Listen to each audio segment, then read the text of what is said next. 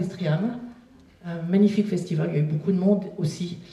Une semaine après, j'ai envoyé un tweet à Damien Carême, un tweet privé, et il m'a répondu aussitôt Damien, est-ce que ça te dit de venir pour un café écolo sur le thème des migrants ici à Ouistreham?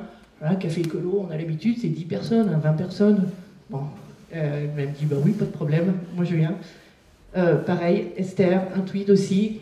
4 jours après, je lui dis Esther, tu fais un parcours super, j'aimerais bien aussi que tu viennes à cette réunion qui est prévue ce soir. Elle m'a répondu tout de suite ouais, pas de problème, je viens.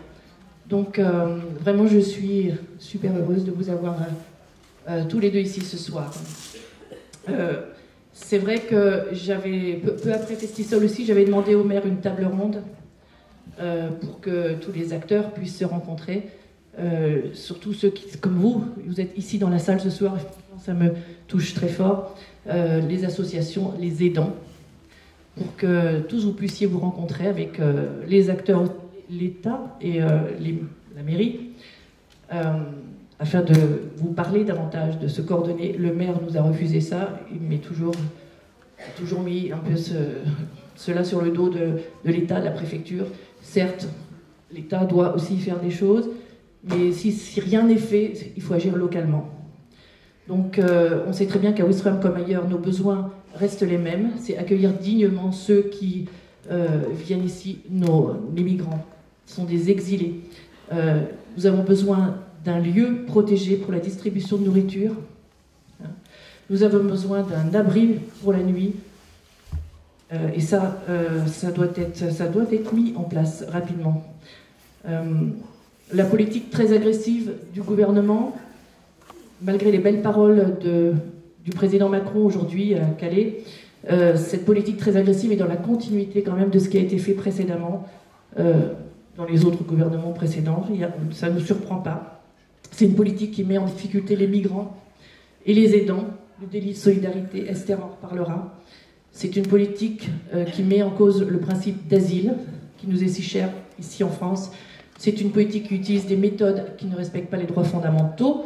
On le voit effectivement, on l'a vu, on en entend parler ici à Ouistreham.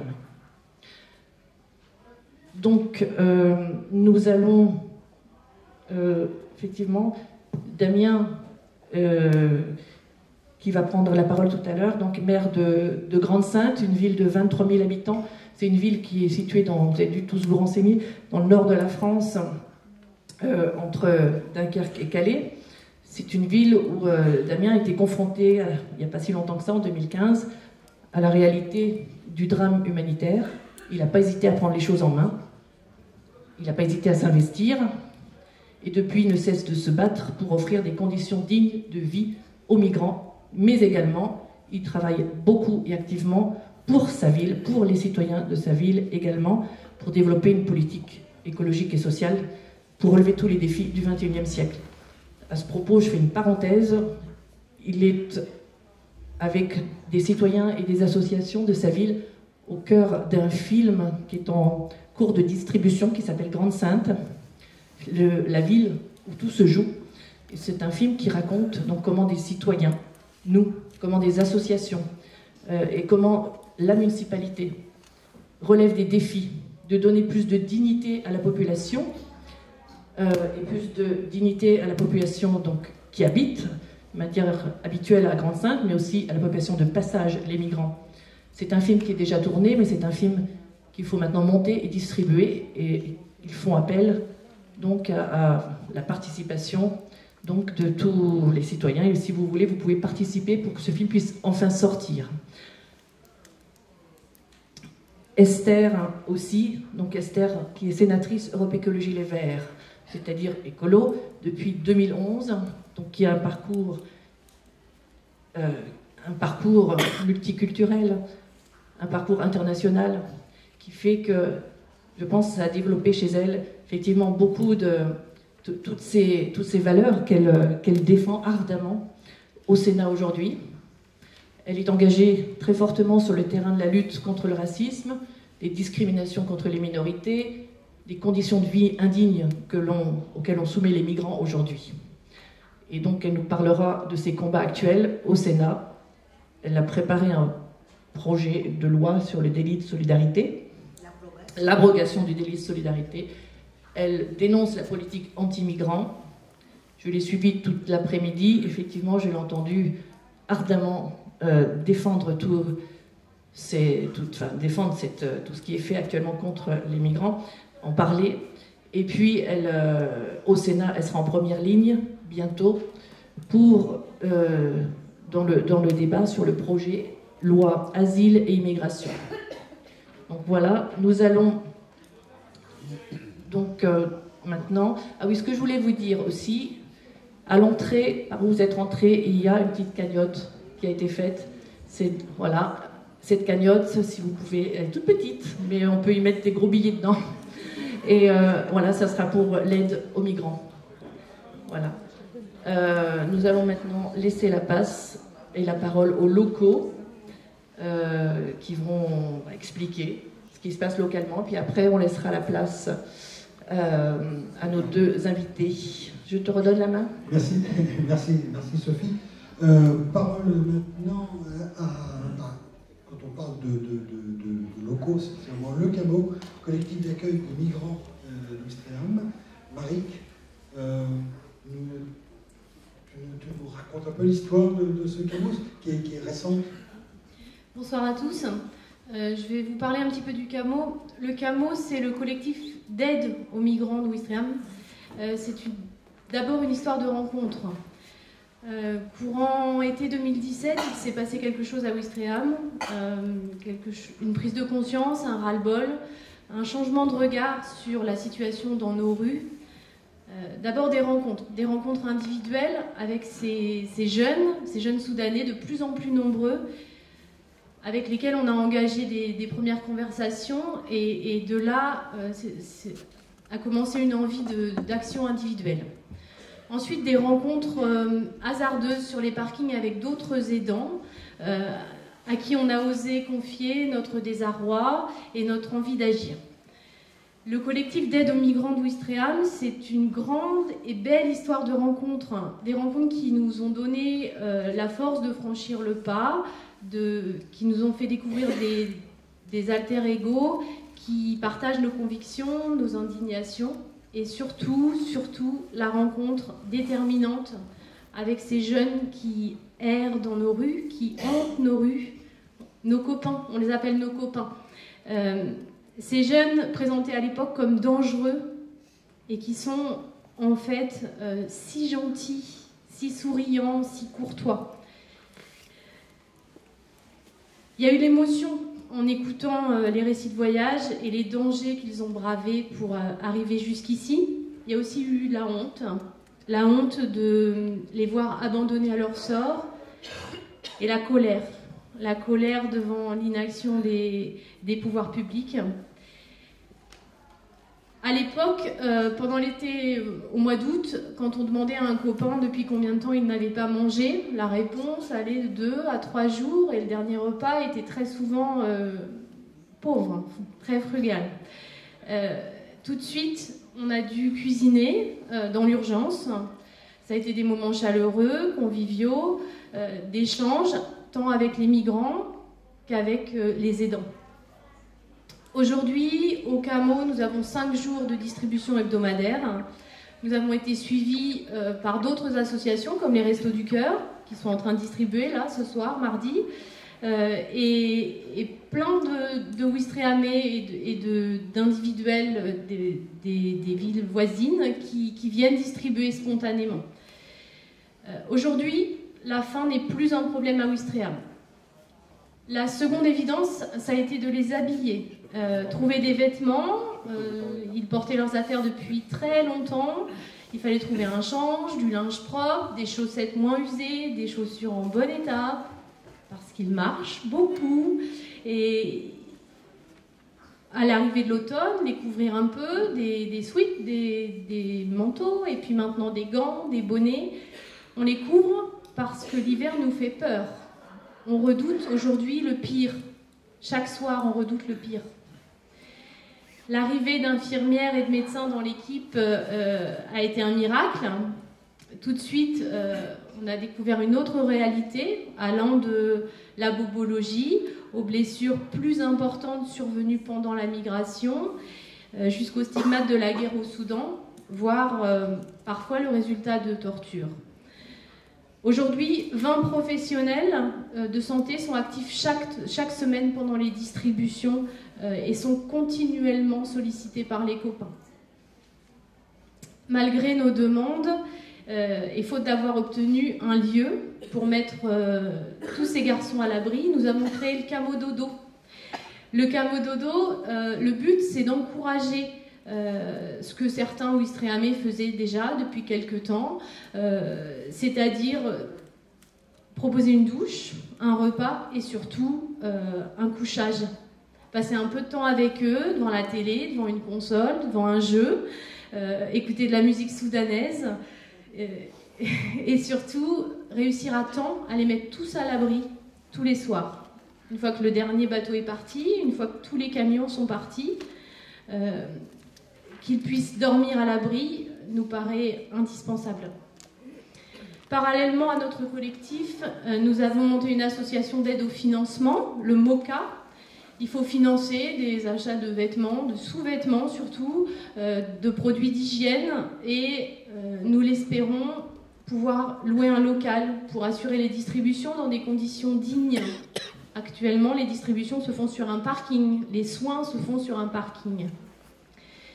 Les idées ne manquent pas pour la suite, l'envie de construire des projets les plus nécessaires ou plus fous ne tarit pas. Ce soir a lieu la première séance de coiffure du Camo, organisée par des coiffeurs bénévoles et qui vont couper les cheveux aux copains. Et puis d'autres projets, des repas festifs. Aujourd'hui, en septembre, on pensait pas être rejoint par d'autres Ouistrehαμais. Si on avait été 20 à la fin de l'année, on aurait été content. Aujourd'hui, 150 personnes se mobilisent chaque semaine pour assurer les missions du Camo et environ 600 personnes nous suivent et nous soutiennent sur les réseaux sociaux.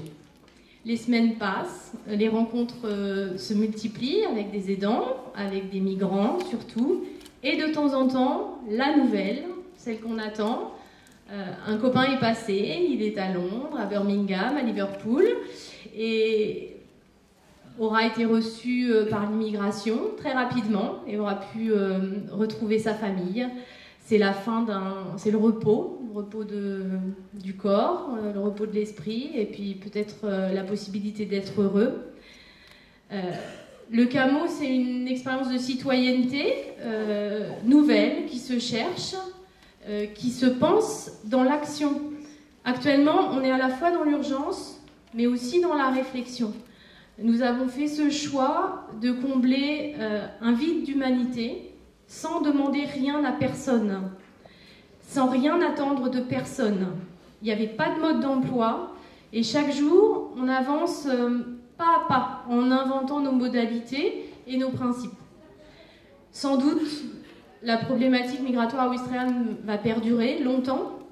Le Camo devra se prémunir de l'usure et de ses dangers et cultiver sa force.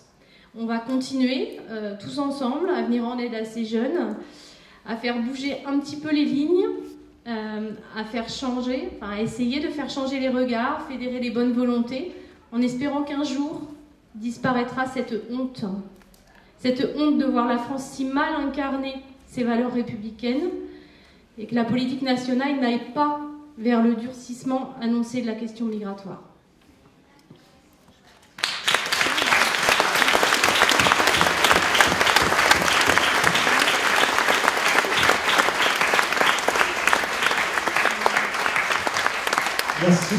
Merci Marik. Je crois qu'on aura l'occasion aussi de te réentendre tout à l'heure au cours des questions. Patrick Ars, co-président de l'ASTI, Association de soutien à tous les immigrés, qui intervient bien évidemment aussi beaucoup avec les migrants. Bonsoir à toutes et à tous. Alors donc, l'ASTI 14, c'est une association donc, qui existe déjà depuis 1978, qui accueille et oriente les migrants, qui les accompagne dans leurs démarches administratives, qui leur propose une aide juridique adaptée, qui enseigne le français gratuitement et qui favorise des espaces de rencontre entre étrangers et français par des ateliers, des débats, des manifestations, et qui se mobilise aussi pour les droits fondamentaux de tous les migrants, pour refuser la xénophobie et lutter contre le racisme, et pour questionner les politiques migratoires et proposer d'autres politiques au niveau local et international. Alors on m'a demandé ce soir surtout de vous parler très rapidement de l'action en justice qu'on avait entamée. Donc il y avait plusieurs associations, plusieurs organisations. Il y avait l'ASTI14, il y avait l'ARCAL, la CIMAD, le CAMO, la LDH et Médecins du Monde qui étaient sur ce coup-là. On a déposé un référé liberté au tribunal administratif pour obtenir des conditions d'accueil qui respectent la dignité humaine. Donc ce référé a eu lieu, on a perdu parce que la préfecture et le conseil départemental surtout avaient bien préparé leur dossier et ils ont contré tous les arguments qu'on pouvait avancer, notamment sur le fait que on venait piquer les couvertures et les duvets aux migrants. Non, c'est pas vrai. Ça, non. Les services de la ville ramassent juste les déchets qui traînent et les flics sont pas là pour piquer le matériel des migrants. Bon, des choses comme ça. Et puis la préfecture disant, enfin la représentante de la préfecture, on ne comprend pas pourquoi ils s'entassent à Ouistreham. Il n'y a pas besoin qu'on construise quelque chose à Ouistreham, qu'on fasse un abri. Ils ont qu'à venir sur Caen, il y a de la place. Il y a soi-disant, dixit la préfecture, 60 places dans un CAO. De toute façon, ça serait déjà pas suffisant. Et c'est faux. Mais bon. Et puis après tout, c'est pareil, quand on parlait des toilettes qui étaient fermées, mais de toute façon, ils n'ont qu'à venir sur Caen. Il y a la boussole, ils peuvent prendre une douche, ils peuvent aller faire leurs besoins, ils peuvent laver leur linge. Bon, voilà. Oui. Non, mais c'est lamentable. Tant qu'au conseil départemental, ils disent, nous, on a ouvert un centre d'accueil à Coursol pour les mineurs. Bon, mais évidemment, les mineurs, ils ne veulent pas aller à Coursol, ils veulent passer ici, ils veulent foutre le camp d'Angleterre, donc le ferry, il est à Ouistreham, il n'est pas à Coursol. Bon. Bref, on a perdu, mais on s'est réunis de nouveau pour relancer quand même une action en justice. Alors, ça va être beaucoup plus long, mais notre avocat a proposé de déposer un référé mesure utile, qui prendra beaucoup plus de temps, mais cette fois-ci, on va, nous, tous ensemble, apporter toutes les preuves qu'il faut et surtout récolter les témoignages auprès des Ouistrehamais qui donnent un coup de main. Par exemple, quand quelqu'un se fait bouler parce que une personne vient avec sa cocotte de soupe et que un flic l'empêche de distribuer sa soupe. Donc on veut des témoignages comme ça. On veut aussi, et Nicolas en parlera, mais Médecins du Monde va faire aussi une enquête. Il y a Médecins sans frontières aussi qui est venu faire déjà une enquête sur place. Et on va donc construire un dossier béton pour pouvoir obtenir quelque chose. Voilà. Parce que la première fois, on n'avait pas assez de preuves. Par exemple, quand on disait qu'il se faisait piquer les couvertures et les duvets, on me dit, il y a une vidéo de l'AFP et la représentante de la préfecture d'un air dédaigneux dit, de toute façon, c'est pas une preuve, ça. Bon. Donc, alors, on va avoir des preuves, on va avoir des enquêtes qui vont être faites par des organismes reconnus nationalement, en plus, comme une assise nationale, et puis tout un tas de témoignages, le maximum, donc tous les uns et les autres, les unes et les autres. Dès que vous êtes témoin de quelque chose, vous remplissez un papier en disant, voilà, moi, un tel, j'ai constaté telle chose, tel jour à telle heure, et voilà, et je témoigne que ça se passe comme ça, et qu'effectivement, les flics sont en train de piquer les trucs, ou que les toilettes sont fermées, voilà, j'étais à tel endroit, c'est fermé. Voilà, et donc j'en termine pour laisser la parole, surtout à Damien et à Esther, pour la suite.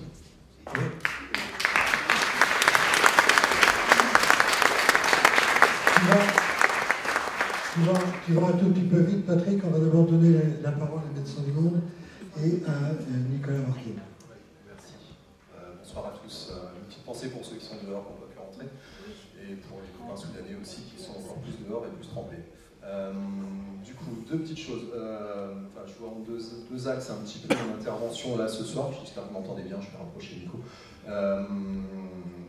D'une part, Médecins du Monde s'est implanté à Caen il y a 1 an et demi à peu près sur un créneau assez précis qui est celui des mineurs isolés étrangers non reconnus mineurs par les services d'évaluation du département. C'est une niche, un créneau dans les migrants, mais qui représente quand même en France 25 000 mineurs. Donc, certains sont pris en charge, mais moins de la moitié, et quid de l'autre moitié. Donc, le programme de Médecins du Monde à Caen est sur cette question-là, sur les questions d'évaluation de minorités, où on pourrait faire un long débat également. Je vais parler un petit peu de moi, rapidement. Avant, parce que je suis récent à Médecins du Monde, avant j'étais au SAMU social de Caen, et pour faire du lien avec Grande Sainte, en juillet, août, septembre 2016, quand le démantèlement de Calais a commencé à être certain, on a vu affluer des groupes de jeunes hommes, beaucoup d'Afghanistan et du Soudan. Des centaines sont passés en quelques semaines, et en fait, ils faisaient du cabotage sur la côte. Dieppe, à Caen, à Cherbourg, jusqu'à Bilbao, en Espagne, où il y a une liaison vers l'Angleterre. Pour qui, pourquoi, enfin, moi je pense un petit peu faire un signe, là j'ai lutte contre toutes les expulsions, qui a permis qu'un petit groupe de 20-25 de ces Soudanais ait pu se fixer à Caen sur un squat qui est le Fèvre, à Mondeville plus précisément, sur ce qu'on appelle la presqu'île, une friche industrielle. Ces 25 garçons ont vécu dans des conditions assez précaires, mais le squat leur a amené un peu plus de confort. Il y a eu voilà, des dons, c'était peu connu à l'époque. On a vu au fur et à mesure leur nombre grandir et la proportion de mineurs